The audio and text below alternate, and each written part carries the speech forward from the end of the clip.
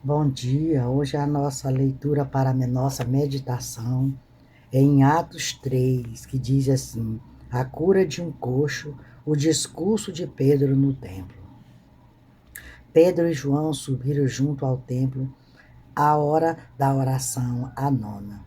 E era trazido um varão que desde o ventre de sua mãe era coxo, o qual todos os dias punham à porta do templo, chamada Formosa, para pedir esmola aos que entravam. Ele, vendo a Pedro e a João, que iam entrando no templo, pediu que lhe desse uma esmola. E Pedro, com João, fitando os olhos nele, disse: Olha para nós. E olhando eles, esperando receber alguma coisa. E disse Pedro: Não tenho nem prata nem ouro, mas o que tenho, isto te dou. Em nome de Jesus Cristo Nazareno, levanta-te e anda. E tomando-o pela mão direita, o levantou, e logo seus pés e tornozelos se firmaram. E saltando ele, pôs-se em pé e andou, entrou com eles no templo, andando e saltando e louvando a Deus. E todo o povo o viu andar e louvar a Deus. E conheciam-no, pois ele era o que se assentava a pedir esmola à porta formosa do templo. E ficaram cheios de pasmo e assombro pelo que lhe acontecera. E, apegando-se ele a Pedro e a João, todo o povo correu atônito para junto deles, no alpendre chamado de Salomão.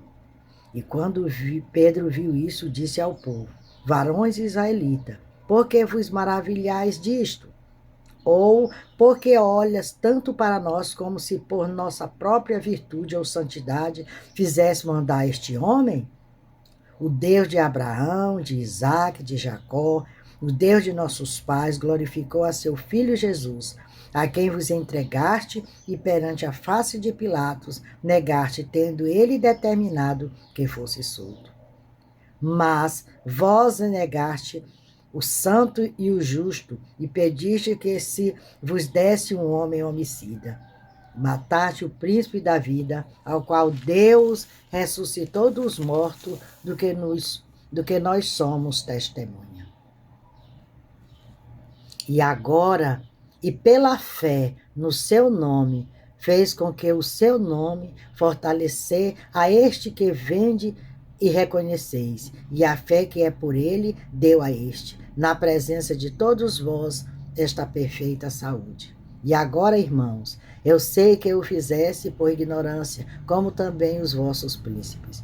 Mas Deus assim cumpriu que já dantes, pela boca de todos os seus profetas, havia anunciado que o Cristo havia de aparecer. Arrependei-vos, pois, e convertei-vos para que sejam apagados os vossos pecados e venham assim os tempos de refrigério pela presença do Senhor. Então aqui nós estamos nos deliciando com essa leitura do grande milagre que Pedro e João realizou ali na porta do templo. Aquele homem estava ali há muito tempo, sem andar, esperando, pedindo esmola. Mas ele recebeu a maior esmola que todo ser humano pode receber: voltar a andar.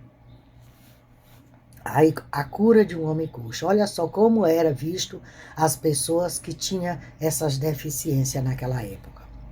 O avivamento da força e da saúde era inestimável para os povos antigos. Afinal, a paralisia, por exemplo, condenava sua vítima a uma vida de pobreza e infâmia. Certamente Pedro e João já tinham visto muitas vezes antes aquele homem coxo. Contudo, ao passarem por ele no dia milagroso, as condições espirituais necessárias para levar um avivamento de força e de saúde tornaram-se claras para o coração espiritualmente astuto de Pedro. Talvez aquele coxo nem tenha percebido o que estava para acontecer.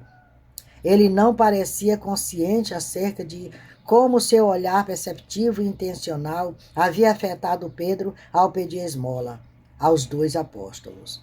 No entanto, Pedro respondeu ao pedido e, olhando diretamente ao pedinte, desafiou-o com palavras embaladas de fé. O coxo, esperando receber algo, respondeu sem hesitar a ordem de levantar-se e caminhar. Nesses raros momentos, um avivamento de força e saúde surge porque o avivalista reconhece a expectativa de satisfação da vida de um homem carente. Então, de maneira confiante, enuncia a verdade em direção à cura.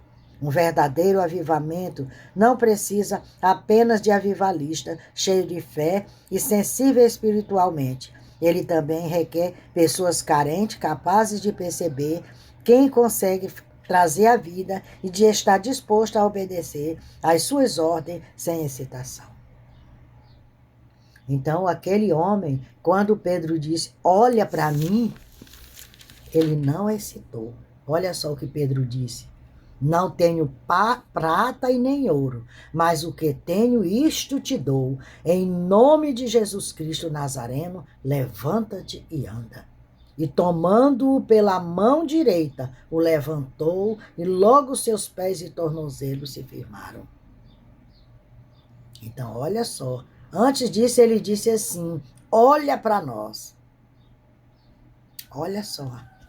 Aqui tinha um homem com fé, ele não perguntou, para quê? Por quê? Não, ele não questionou, ele apenas cumpriu, porque ele tinha fé. Ele estava esperando ouro e prata, mas ele recebeu algo mais, o bens mais precioso da vida. Que a partir daquele momento, ele não seria mais um homem dependendo das migalhas de quem passava ali. Ele levantou-se e caminhou. E diz assim, ó, Pedro e João estavam em seu caminho para o templo quando viram o pedinte. Eles disseram, olha para nós. O pedinte olhou para eles e passou a esperar algo. O mundo está observando você. Ele espera algo seu. As pessoas veem ir à igreja e depois voltar dela. Mas você nunca para conversar com elas? Olha só. O que é que estamos fazendo?